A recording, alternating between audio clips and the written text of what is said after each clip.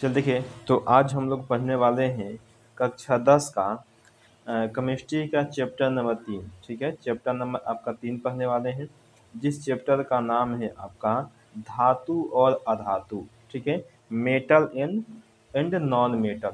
ठीक है, यानी कि पिछले वीडियो में हम लोगों ने चैप्टर नंबर 2 को पूरी तरीके से समाप्त कर दिया था।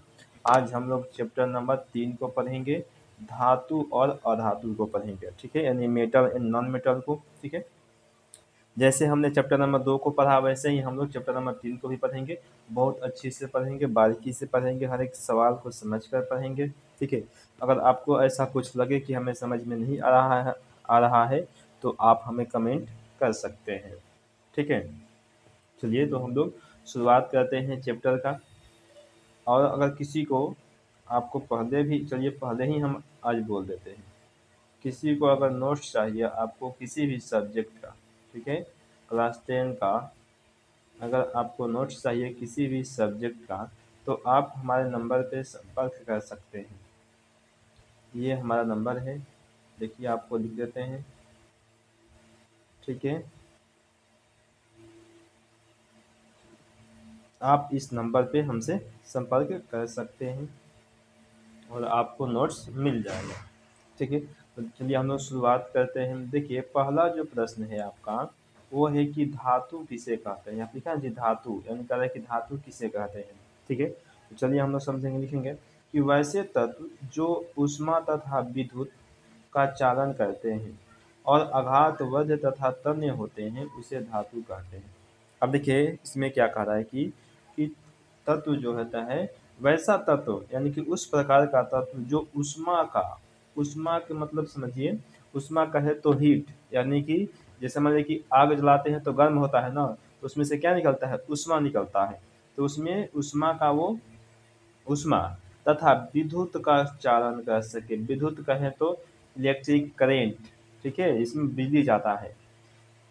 ठीक है, तो इनकी ऊष्मा तथा विद्युत का चालन करता हो और आघात वर्ध का मतलब होता है, देखिए, जो चोट सह सके, मारने पर टूटे नहीं, चोट को सह सके, एवं तन्य होता है। और देखिए तन्य का मतलब होता है कि उसको खींच कर लंबा किया जा सके। ठीक है, तो उसे ही हम लोग धातु कहते हैं। जैसे लोहा हो गया, लोहा चोट सह सकता है, इसको खींच कर लंबा कर सकते हैं। एल्युमिनियम हो गया, चांदी हो गया, सोना हो गया, तांबा हो गया इत्यादि, ये सभी के सभी क्या है कि धातु होते हैं, आपको याद रखना है। ठीक है, चलिए आगे देखते हैं। देखिए अगला है हमारे पास प्रश्न है कि धातु के यौगिक गुणों को लिखें। कि जो धातु के यौगिक गुण भौतिक गुण, धातु के भौतिक गुणों को लिखें। लिखेंगे कि धातु के भौतिक गुण निम्नलिखित है। ठीक है, यानी कि जो धातु के भौतिक गुण होता है वो कौन कौन से हैं। अब देखिए पहला है कि चमक होता है, धातु में क्या होता है कि चमक होता है। दूसरा क्या होता है कि कठोरता, यानी कि धातु जो है वो कठोर होता है। ठीक है, तीसरा क्या होता है कि तन्यता, तन्यता का मतलब आपको समझ अभी हम समझाए हैं। ठीक है, धातु जो होता है वो क्या होता है, तन्य होता है, यानी कि इसको खींच कर हम लंबा कर सकते हैं। चौथा है कि आघात वर्ध होता है, यानी कि जो चोट को सह सकता है। पांचवा देखिए, पांचवा है कि उष्मीय चालकता, ऊष्मा का चालन करता है। और छठा है कि विद्युत का भी चालन करता है ये। और सातवां है कि ध्वनिक होता है, यानी कि धातु को पीटने पर क्या होता है, ध्वनि, यानी कि आवाज उत्पन्न होती है, ध्वनि निकलती है, टन या फिर झनका। और आठवां होता है गलनांक। ठीक है, इसका जो गलनांक होता है क्या होता है, उच्च होता है। अब देखिए है कि जिसमें टन और झन की आवाज उत्पन्न होता है उसे धातु कहते हैं। आप इसको भी याद कर सकते हैं, आपको पीछे लिखवाए हो वो भी धातु हो सकता है, और अभी जो लिखवाए हैं धातु किसे कहते हैं, तो यह भी समझ लीजिए कि जिसमें टन, पीटने पर टन या फिर झन का आवाज आए, पीटने पर टन का आवाज मिलेगा या फिर झन का आवाज मिलेगा, तो उसे ही हम क्या कहेंगे, धातु कहेंगे। ठीक है, उसे ही हम लोग धातु कहते हैं। चलिए देखिए अगला प्रश्न है हमारे पास, कर है कि धातुओं में ध्वनिक उत्पन्न क्यों होता है। अभी आपको बताएं कि टन और झन का जो ध्वनि हो रहा है वो ध्वनि क्यों होता है। ठीक है, तो लिखेंगे उत्तर कि धातुओं में स्वतंत्र इलेक्ट्रॉन पाए जाने के कारण उसमें ध्वनिक गुण उत्पन्न होता है। अब देखिए जो धातु होते हैं, धातु में क्या होता है कि जो इलेक्ट्रॉन होते हैं वे स्वतंत्र होते हैं, ठीक है, वो किसी पे डिपेंड नहीं रहते हैं, वे फ्री इलेक्ट्रॉन होते हैं, जिसके कारण इसमें क्या होता है कि आवाज निकलता है, ध्वनि निकलता है, टन या फिर झनका। देखिए आगे कि 1 ग्राम सोना से 2 किलोमीटर लंबा तार खींचा जा सकता है। आपको यह ऑब्जेक्टिव में प्रश्न पूछ सकता है कि 1 ग्राम सोना से कितना लंबा तार खींच सकते हैं, तो 2 किलोमीटर लंबा तार को हम लोग खींच सकते हैं।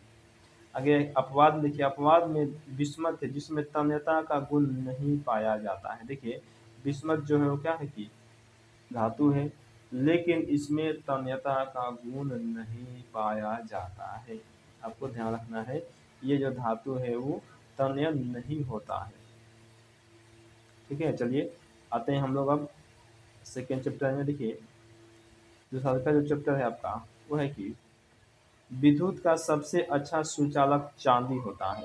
याद रखना है, पूछेगा कि विद्युत का सबसे अच्छा सुचालक कौन सा पदार्थ है, तो क्या मानेंगे, चांदी मानेंगे। क्या मानेंगे, चांदी। ठीक है, विद्युत का सबसे अच्छा सुचालक पदार्थ कौन है, तो चांदी है। तो सरकार है कि लेड और पारा उष्मा का सबसे कम चालक है, क्योंकि जो लेड होता है, ठीक है, और जो पारा होता है, ये दोनों के दोनों क्या होते हैं कि विद्युत का सबसे कम चालक करते हैं, विद्युत का जो चालन है वो सबसे कम करते हैं।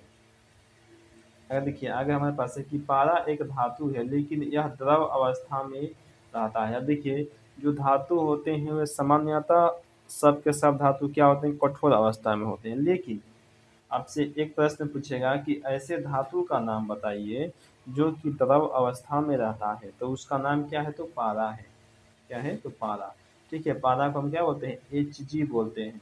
ठीक है, या फिर इसका एक और नाम है मरकरी। पारा को हम लोग मरकरी भी कहते हैं, ध्यान रखिएगा। ठीक है, यानी कि पारा एक ऐसा धातु है जो द्रव अवस्था में रहता है, लिक्विड फॉर्म में रहता है। ठीक है, चलिए आगे देखते हैं। देखिए आगे हमारे पास है पता है कि सीजियम और गैलियम दो ऐसे धातु हैं जिन्हें हथेली पर रखने मात्र से पिघल जाता है। अब देखिए सीजियम एवं गैलियम ये दो धातु हैं और ये ऐसे धातु हैं जिसको अगर हम हथेली पर रख दें, निकाल करके उसको हथेली पर अगर रख देते हैं तो केवल हथेली पर रखने से ही यह क्या होता है, तो पिघल जाता है। ठीक है, अगर देखिए आगे हमारे पास प्रश्न है, कह रहा है कि धातुओं के ध्वनिक गुण को लिखें। लिखेंगे, देखिए कि धातुओं के रासायनिक गुण निम्नलिखित है। सॉरी, धातुओं के रासायनिक गुण को लिखें, हम ध्वनिक हम बोल दिए, ध्यान दीजिए। ठीक है, धातुओं के रासायनिक गुण को लिखें। लिखेंगे पहला कि इसके बाह्यतम कक्षा में 1, 2 या 3 इलेक्ट्रॉन होते हैं। देखिए 1, 2 या फिर 3 इलेक्ट्रॉन से ज़्यादा नहीं हो सकते हैं इसके बाह्यतम कक्षा में, किसके, धातुओं के। ठीक है, जैसे सोडियम के 2 हो गया, 8 हो गया, 1 हो गया। ठीक है, सोडियम का जो परमाणु संख्या वो कितना है, 11 है। तो देखिए देखिए आपको इधर डालते हैं, थोड़ा सा समझ लीजिए। आपको ऐसे पहले चैप्टर में हम बताए कि ये जो पहला है इसमें 2 गो होगा, एगो यहाँ पर होगा, एगो यहाँ पर होगा और एगो यहाँ पर होगा। फिर दूसरा का हो गया, इसमें हो जाएगा आपको 8 को, 1, 2, 3, 4, 5, 6, 7, 8। ठीक है, अब बचा एक नहीं, इसमें से 8 से ज़्यादा ये नहीं हो सकता है। ठीक है, ध्यान रखना है, बचा एक।